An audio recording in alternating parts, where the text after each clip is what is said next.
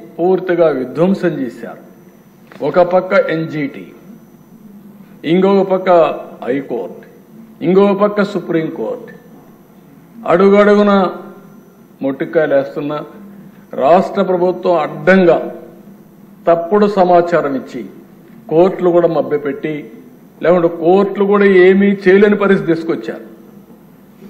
కడాన మనం చూస్తే ఆ ప్యాలెస్ కట్టుకున్నారు, కానీ ఆ ప్యాలెస్ దగ్గర కూడా పోయే పరిస్థితి లేకుండా చేసుకునే పరిస్థితికి వచ్చారు.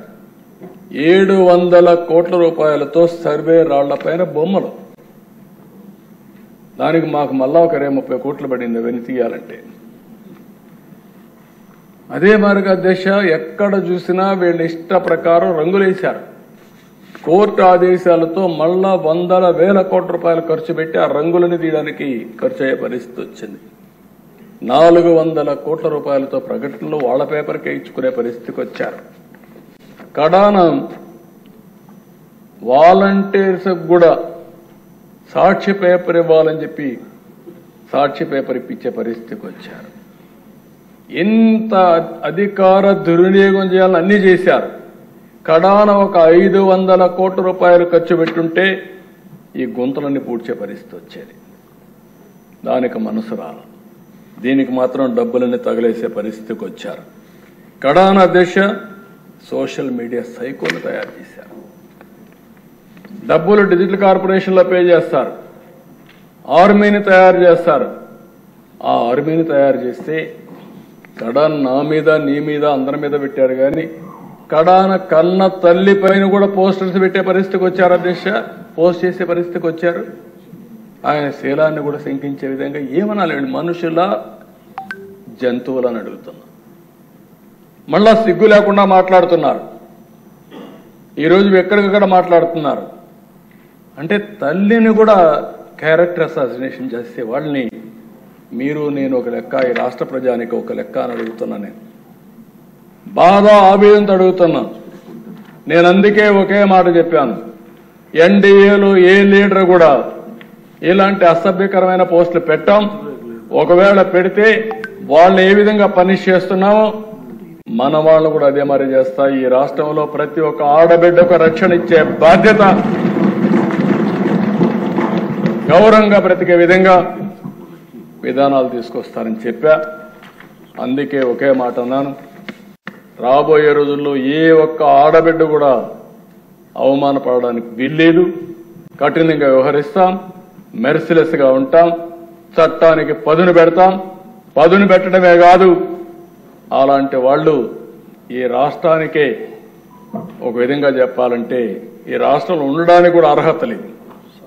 నేను చాలా స్పష్టంగా చెప్తున్నా, ప్రజల కోసం, ఆడబిడ్డల రక్షణ కోసం ఈ ప్రభుత్వం కఠినమైన నిర్ణయాలు తీసుకుని ఉక్కు పాదంతో అణిచివేస్తాం తప్ప వదిలిపెట్టే సమస్య లేదని మరొకసారి ఈ సభ ద్వారా ఆడబిడ్డలందరికీ విజ్ఞప్తి చేస్తున్నా. ఇది ఒక ఆర్గనైజ్డ్ క్రైమ్. మామూలుగా ఎవరో ఒకరు ఇద్దరు పెట్టుకుంటే దాన్ని మనం కంట్రోల్ చేయొచ్చు, కానీ ఇది ఒక ఆర్గనైజ్డ్ క్రైమ్ చేసే పరిస్థితికి వచ్చారు. అయితే అధ్యక్ష, ఈరోజు రాజకీయాల్లో అవినీతి చూస్తుంటాం,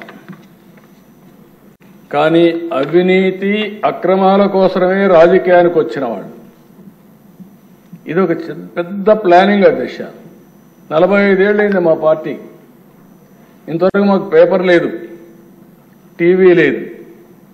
పార్టీ పెట్టేటప్పుడే, పార్టీ పెట్టకపోయినా ఒక టీవీ లేకపోతే ఒక పేపర్ ఇవన్నీ క్రియేట్ చేసుకొని స్టార్ట్ చేశారు. ఇంకొక పక్కన అధ్యక్ష, ఎక్కడ చూసినా పెద్ద ఎత్తున అవినీతి కొత్త నిర్వచనాలు చేసుకొచ్చే పరిస్థితికి వచ్చారు. ఇవన్నీ చేసి రాష్ట్రంలో మీరు చూస్తే రైతు బజార్లని, తహసీల్దార్ ఆఫీసుల్ని, కొన్ని హెల్త్ సెంటర్లని తాకట్టు పెట్టారు.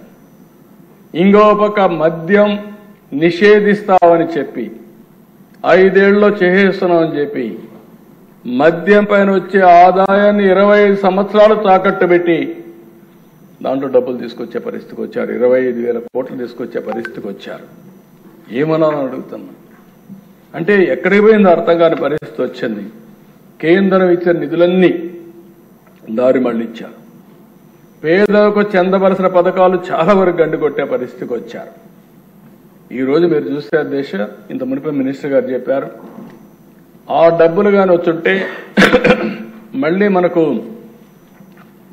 కేంద్రం ఎప్పుడు కూడా డిఫరెంట్ స్కీమ్స్ కి డిఫరెంట్ పందాలు డబ్బులు ఇస్తారు.